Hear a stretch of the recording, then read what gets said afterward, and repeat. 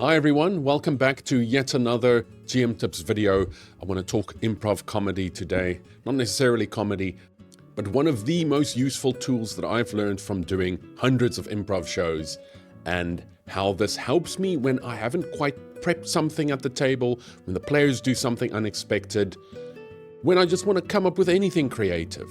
This little trick, if you practice this enough, makes you feel indestructible, like you can do anything. The players can throw anything at you and you're ready for them.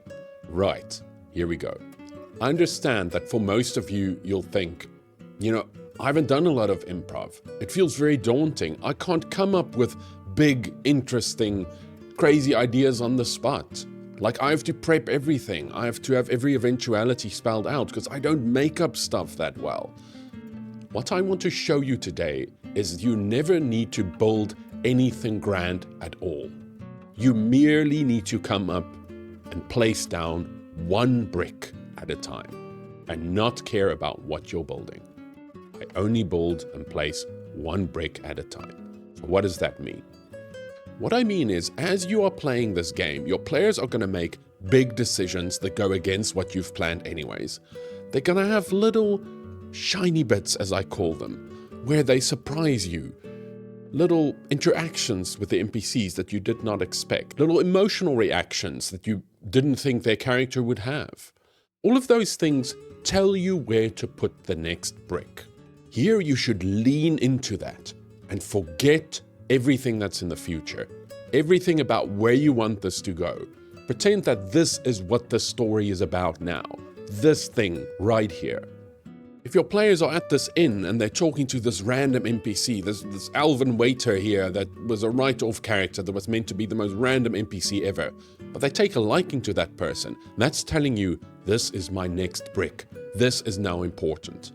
Let them give the important info that they need instead of that future NPC, because right now, you only have the present moment.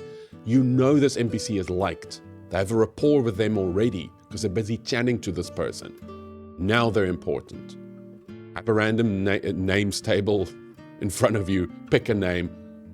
You don't need a backstory for them. You don't need to figure anything out. All you know is, shiny bit here in front of me is NPC that they like. So I need to add one brick and go, oh, this event's happening. I have inside information. Or your brick is, there's secretly a bad guy. They're a spy for the big bads. How? I don't need to improvise that. I don't need to give a single reason. I need to lay one brick in my mind. So I go, they're going to secretly spy on the party because they seem to like him. And, I'm going to find a way to turn that against them. A grand betrayal. How? I'll figure that out later. Now the players ask questions about this person. And I follow their curiosity and figure it out with them. I follow their curiosity by being equally curious about this person because I also don't know who they are. And I don't need to come up with much. I don't need to explain anything yet because the players won't react how I think they will.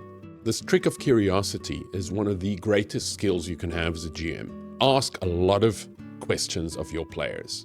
If a player is having a strong emotional reaction, ask the rest of the party, do the rest of you feel the same way as well? How are you taking this big emotional thing that just happened in the scene? Then see where that leads. What's the shiny bits? Ooh, the shiny bit here is the unexpected twist of events of how the barbarian's feeling now. Now I know, I can lay a next brick for that. They were going to meet with this NPC here, but I'm like, no, I now need to lean into them feeling very sullen and downtrodden or whatever. Someone from their past is coming to give them a pep talk. It doesn't matter. To come up with what's the greatest next big idea, I don't need to think of what's best for the plot. We tend to think too much like storytellers.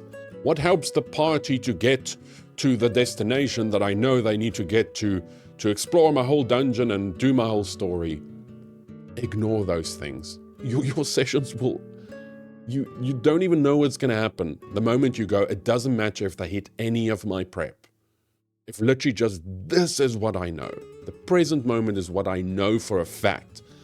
And they seem interested in this path. They seem interested in this NPC.